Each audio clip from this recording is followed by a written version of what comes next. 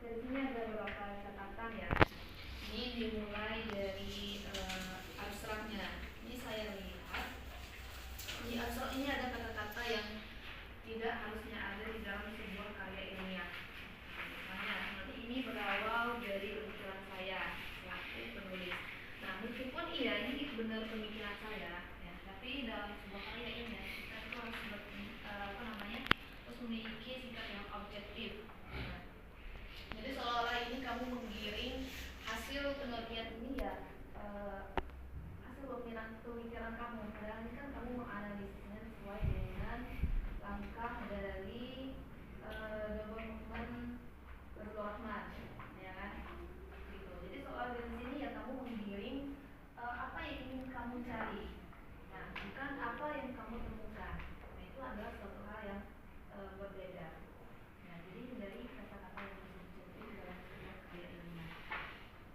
Nah, kemudian juga di sini saya lihat di atas ya bagian hasil ini hasilnya masih abstrak sekali.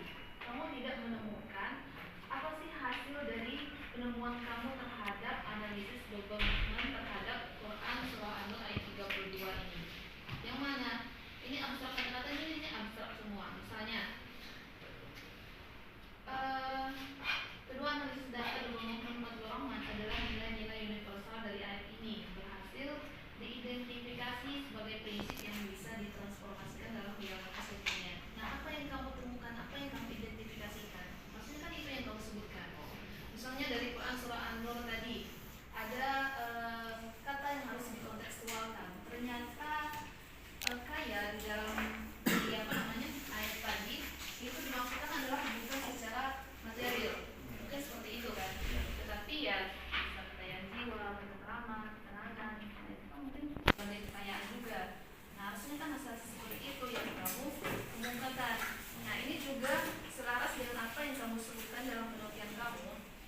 Itu seolah di sini kamu banyak menggunakan kata kemiskinan, ya kan? Nah, seolah di sini kemiskinan pada kenyataannya di realitas kita itu kan juga ya kemiskinan itu yang dimaksud adalah materi gitu kan. Jarang ada yang menyorot itu adalah kekayaan jiwa. Jadi kan development pada dasarnya itu adalah upaya kontekstual juga kan, mencari makna kontekstual yang relevan dengan sekarang ini. Begitu, bagaimana? Iya. Begitu kan? Tapi sayangnya kamu nggak ada apa sih permasalahan yang sekarang ini tentang takut menikah karena miskin tadi, gitu kan? Itu kan malah menjurus ke secara materi, gitu. Tapi enggak kamu bahwa penafsiran itu mengarah kepada kekayaan jiwa. Jadi di asal ini nggak ada hasil penelitiannya, masih secara umum saja, nggak ada hasil yang kamu sebutkan. Gitu. Nah, kemudian di daftar isi ini saya lihat, coba kamu lihat, nggak tahu apa hanya di dokumen saya saja. Ini fontnya ini beda-beda. Benar? Ya.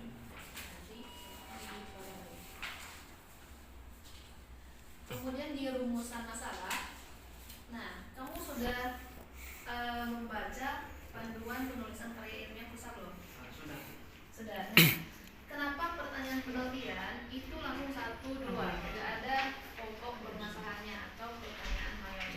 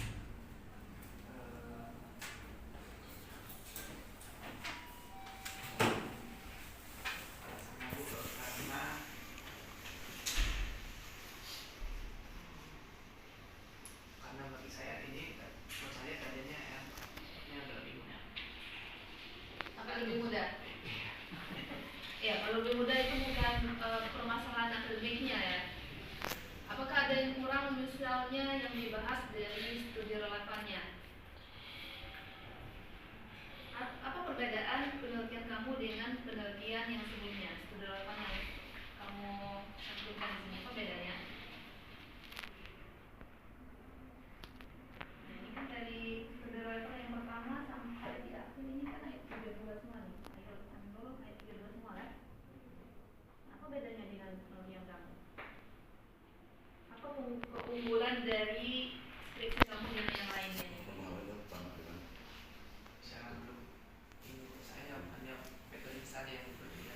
Gimana? Metode? Metode Fazlur Rahmannya. Oke, apa keunggulan Fazlur Rahman ini dibandingkan dengan tafsir yang lainnya?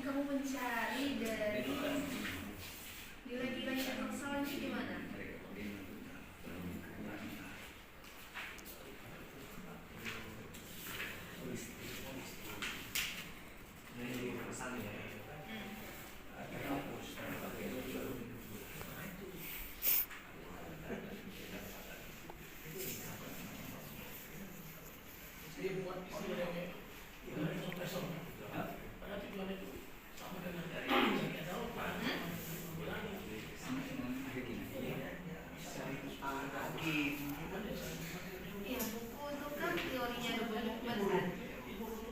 Yang menganalisis nilai-nilai universal itu kan ada kamu kan. Nah itu apa yang kamu temukan?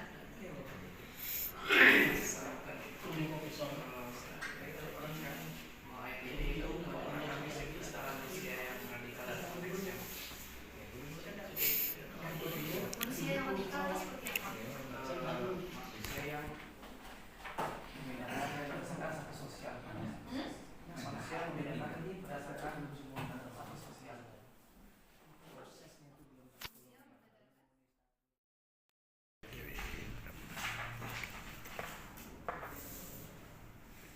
Yang terakhir.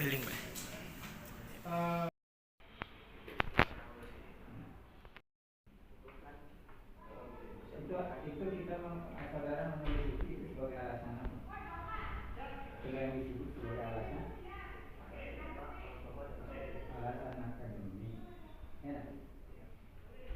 Kita hanya sama Ibu Padiati, apa alasan saudara mengangkat ini? Cuma memang harus dinarasikan. Sekarang apa kaitan undang-undang itu dengan lahirnya tulisan ini? Nah, coba narasikan, gambarkan apa kaitan undang-undang 19 itu yang menyebut bahwa batas terkecil umurnya untuk menikah 19 tahun. Apa relevansinya dengan saudara mengangkat?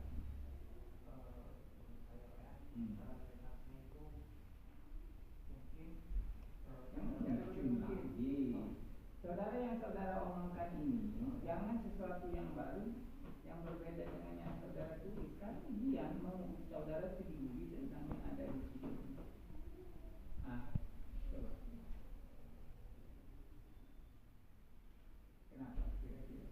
Apa kaitannya undang-undang 19 itu dengan pentingnya ditulis skripsi?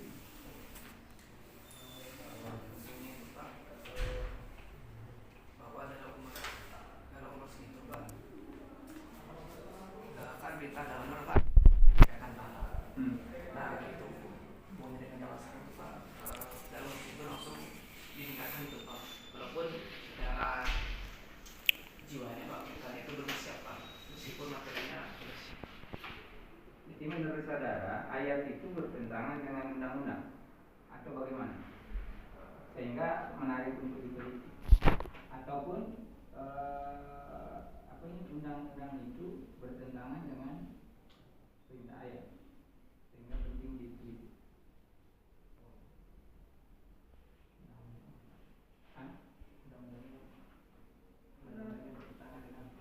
Bertentangan, menurut saudara bertentangan.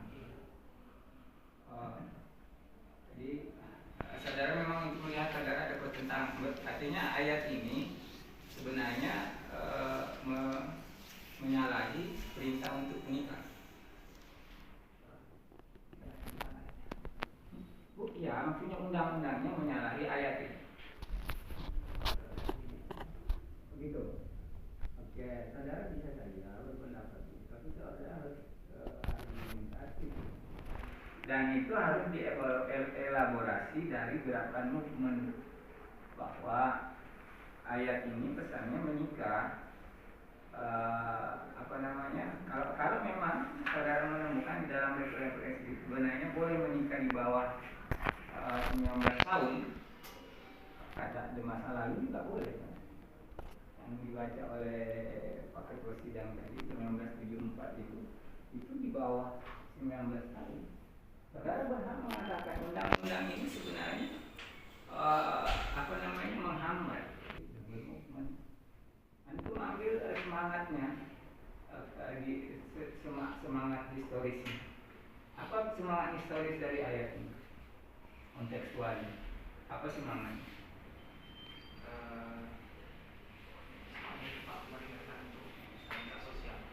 Tidak apa pesannya? Pesan historisnya, pesan kontekstualnya apa? Masa lalunya, pesan masa lalunya. Masa lalunya itu Pak, kan masa lalu itu Pak masih zaman kedatangan saya. Nah itu punya itu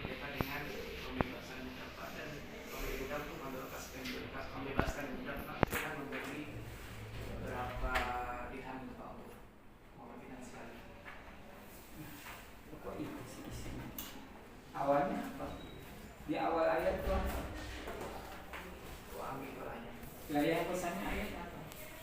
Secara historis apa? Ini kan kaitannya dengan perintah nikah. Dan saudara harus elaborasi ini pesan ini pada masa lalu seperti apa. Yang paling saudara dapatkan pada masa lalu itu bahwa menikah itu pernikahan dini dibenarkan secara agama masa lalu. Nah, pernikahan dini itu harus dicari berapa sih umurnya zaman itu dibolehkan. Nah, baru saudara berhak mengatakan bahwa undang-undang kita ini sebenarnya menghambat pernikahan, motivasi pernikah. Bahkan di masa lalu menikah dini itu boleh. Gitu. Artinya apa? Skripsi ini bisa saja mengusulkan bahwa undang-undang ini kalau dari lihat di perspektif tafsir gerakan movement ya seharusnya dilakukan review apa namanya? Ada klausul. Dia 19 boleh. 16 asalkan bla bla bla. Begitu. Nah itu kan klausul. Itu kontekstualisasinya sekarang gitu loh. Artinya antum boleh keberatan atau boleh, tapi undang-undang itu dikasih klausul. Silahkan saja apa umpamanya 19 tapi bolehlah 19 tapi ada syarat-syarat tertentu. Atau boleh sebelum 19 tetapi ada syarat-syarat yang harus dipenuhi, ada kematangan seperti mana ketika 19 tahun itu dianggap matang. Kan pertimbangannya itu 18-19 itu kan kematangan. Bisa jadi orang bisa matang sebelum 19 tahun. Umpamanya kayak begitu. Dan itu bisa aja mengusulkan bahwa perubahan undang-undang dengan argumentasinya. Kan boleh kan meninjau ulang apa sih namanya kalau undang-undang judicial itu bisa dalam itu dengan argumennya.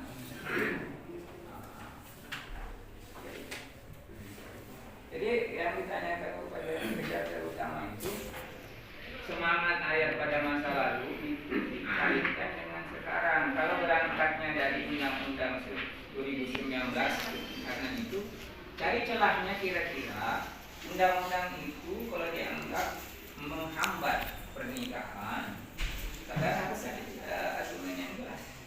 Atau katakanlah tidak. Assalamualaikum warahmatullahi wabarakatuh.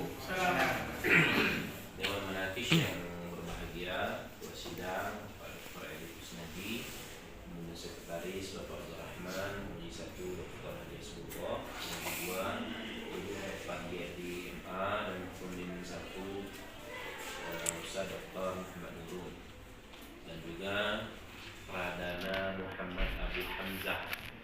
Pertama saya ingin mengucapkan selamat sudah di tahap ini, karena memang Pak Ketua Sidang Abu Hamzahnya cukup sulit ya. Anaknya susah untuk ditemui kayaknya. Jadi harus didorong terus supaya bisa cepat sidang proposal. Alhamdulillah sudah di tahap ini, walaupun agak terseok-seok ya dalam menulis. Saya tidak tahu apa permasalahannya. Dalam semester berapa? 12 ya? Banyak sekali tadi masukan dari penguji maupun pembimbing terkait skripsi. Saya tidak banyak. Saya ingin melihat beberapa hal saja. Pertama tentang daftar isi. Secara aturan memang teori yang dihitungkan dia ada 60-40. Saya lihat di sini Abu Hamzah hanya menulis sekitar 10 halaman saja di bab 4. Itu kan sangat sedikit hasil yang dibuat dibanding dengan teori yang sudah dikembangkannya awal. Artinya apa?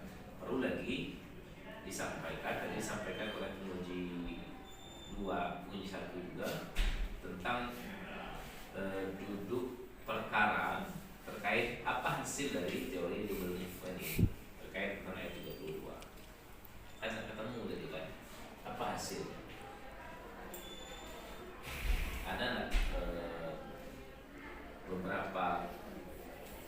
dengan saja menjelaskan oh ini hasil daripada teori development yang 30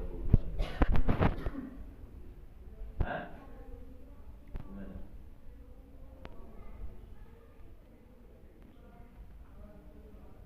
Jangan kalimatnya mungkin gitu ya.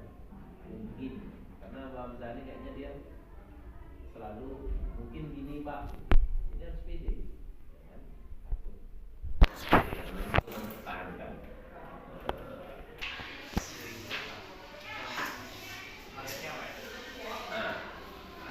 Maksudnya kalau ini tidak melakukan mereka semestinya mencari material, namun menawarkan perspektif untuk kontrasendensi hambatan material tersebut. berarti nikahlah gitu maksudnya dah. Ya, nikahlah. Abu Hamzah berapa umurnya sekarang? Mungkin Jangan mungkin lagi, umur tuh mungkin juga 25. Berarti sudah harus nikah berarti itu.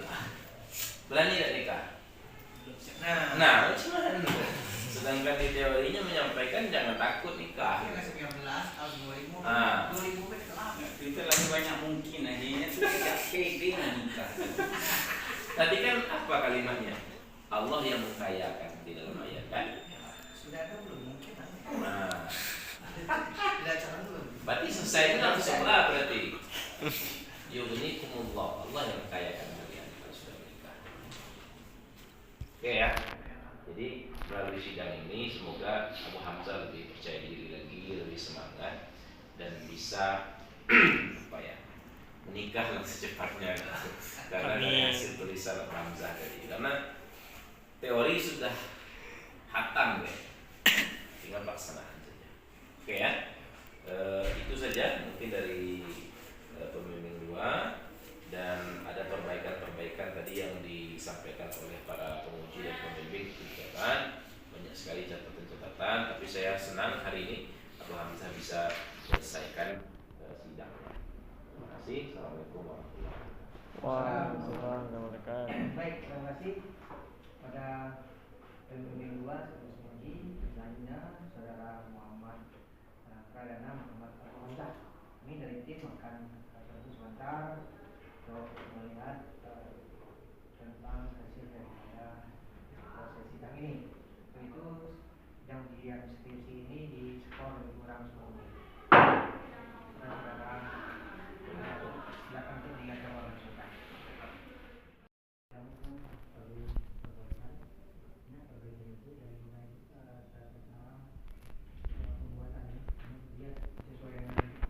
Panduan ya, buku panduan dibaca, kemudian disesuaikan. Dari mulai dari Madinah ya. Dari Madinah itu harus partisipasi, kemudian bukan benadat jadinya. Kemudian baca moto buat footnote ya, rujukan. Kemudian kata pengantar juga sesuaikan dengan contoh dan sebagainya. Itulah. Nanti baca panduan disesuaikan dan diperbaiki dan disesuaikan. Baik. Saudara Muhammad Abu Hamzah, kami ya, setelah memperhatikan jalannya proses tadi, maka akhirnya dapat menerima hasil skripsi saudara dengan catatan ya. Ini catatan. Selanjutnya tim penguji memutuskan bahwa nilai ujian skripsi saudara Pradana Muhammad Abu Hamzah adalah 81,88 setelah melihat dan digabungkan dengan nilai pada pilihan saudara dinyatakan lulus dengan nilai indeks prestasi kumulatif ataupun IPK 3,88 dengan yudisium baik. Limit waktu bagi saudara Pradana Muhammad Abu Hamzah untuk melakukan perbaikan skripsi adalah 3 bulan mulai dari sekarang, dan apabila dalam masa itu saudara tidak dapat memenuhinya, maka kelulusan saudara dinyatakan batal dan ujian skripsi harus dilaksanakan kembali atas biaya saudara sendiri, dan karena itu ijazah belum dapat diproses. Tim penguji atas nama Fakultas Usuluddin dan Studi Agama UIN Sultan Tajuddin Jambi menyampaikan ucapan selamat atas prestasi yang telah saudara Pradana Muhammad Abu Hamzah capai, dan terhitung sejak hari ini Anda berhak menggunakan gelar Akademi Strata 1 Sarjana Agama. Pimpinan Fakultas Usuluddin dan Studi Agama mengucapkan selamat atas keberhasilan saudara dan berharap agar ilmu yang saudara dapatkan di Fakultas Usuluddin dan Studi Agama ini kelak bermanfaat bagi agama, nusa, dan bangsa. Terima kasih atas perhatian kepada semua pihak dan selamat atas keberhasilan saudara Pradana Muhammad Abu Hamzah. Akhirnya dengan mengucapkan Alhamdulillahirabbil alamin, sidang ujian skripsi atas nama Pradana Muhammad Abu Hamzah dinyatakan secara resmi ditutup. Jambi 26 Agustus 2020, sidang Makassar. Ya, silakan sini di tangan.